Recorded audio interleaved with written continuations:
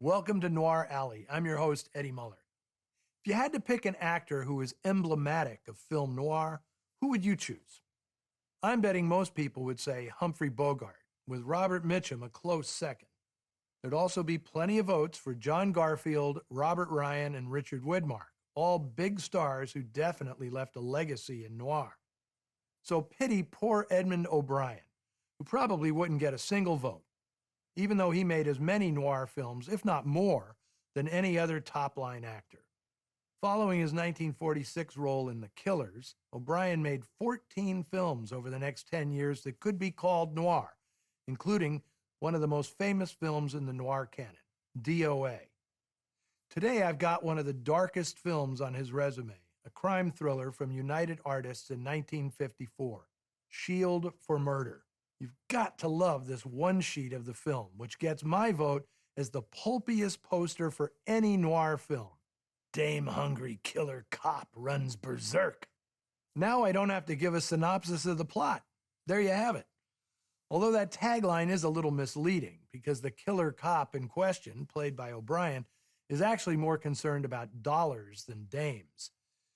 If O'Brien wasn't as memorable as those other actors I mentioned, it's because his specialty was portraying ordinary guys, which made him invaluable in noir, where so many plots hinged on regular Joes, insurance agents, notary publics, discovering that they're capable of doing dreadful things. In Shield for Murder, O'Brien plays a cop who finds public service a laborious route to Easy Street. So he decides to take a shortcut, with predictably dire results. The movie is based on a book by the prolific William P. McGivern, who in the 1950s had numerous films made from his camera-ready crime novels: The Big Heat, Rogue Cop, Hell on Frisco Bay, and Odds Against Tomorrow. The final screenplay is by Richard Allen Simmons and John C. Higgins, a crime specialist whose work has been featured many times on Noir Alley. Producer Aubrey Skenk developed this project with the expectation that Dana Andrews would star in it. Andrews may have felt that Barney Nolan, the shifty and corrupt lawman in today's film, was too close to the one he'd played in 1950's Where the Sidewalk Ends. So Andrews passed, and in stepped Edmund O'Brien, not only into the cop's rumpled raincoat and fedora, he took a seat in the director's chair as well, splitting that duty with Howard W. Koch. It was a directorial debut for both men. Koch would go on to a fairly extensive career as a director, but O'Brien would only take the helm one more time on a theatrical release for the 1961 picture Man Trap. Bad cop noir was a fairly extensive subset of the genre, especially in the early 50s, with movies like The Man Who Cheated Himself, The Prowler, On Dangerous Ground, and Detective Story. Some critics thought these movies were a commentary on the abuse of power wielded by the House Committee on Un-American Activities, especially its punishment of writers. Writers themselves might simply argue that when it comes to mystery stories, no one makes a better culprit than the guy assigned to investigate his own crime. In 1954 alone, 4 bad cop films appeared in theaters: Pushover, Rogue Cop, Private Hell 36, and Shield for Murder, the most blunt and brutal of the bunch.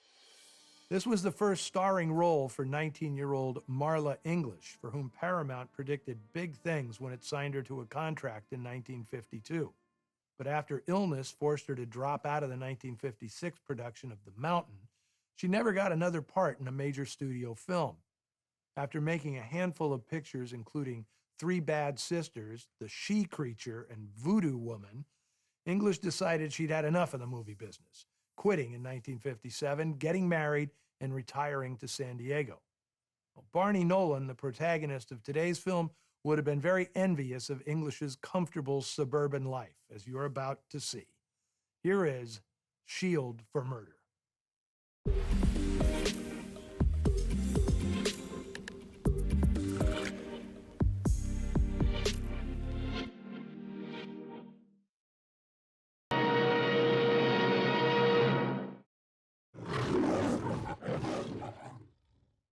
You've got to be careful when the shortcut to Easy Street runs through Noir Alley. As far as endings go, you would be hard-pressed to find one more bluntly symbolic. And that little plot of land where Barney bites the dust was, in fact, an actual housing development being built in L.A. At the time, the sign for Castle Heights Tract Homes was legit, not a prop. In 1954, you could maybe get a nice 3-bedroom place there for $25,000, but today, you'll need $1.5 million just to get a realtor's attention. After watching Barney Nolan's pipe dreams go up in Gunsmoke, let's acknowledge another distinctive aspect of Edmund O'Brien's performances: sweating. He is, hands down, the sweatiest man in noir. And when he combined all that perspiration with the unraveling of his lofty pompadour, nobody looked more desperately disheveled. In Shield for Murder, he may have outsweated his legendarily wet work in DOA. It makes me wonder if he generated all of this on his own, or if he had a personal spritzer on the set, keeping him nice and moist as the plot spiraled out of control. The role of Barney's superior, Captain Gunnarsson, was played by Emil Meyer, who was picked out of a community theater production and handed a Hollywood career.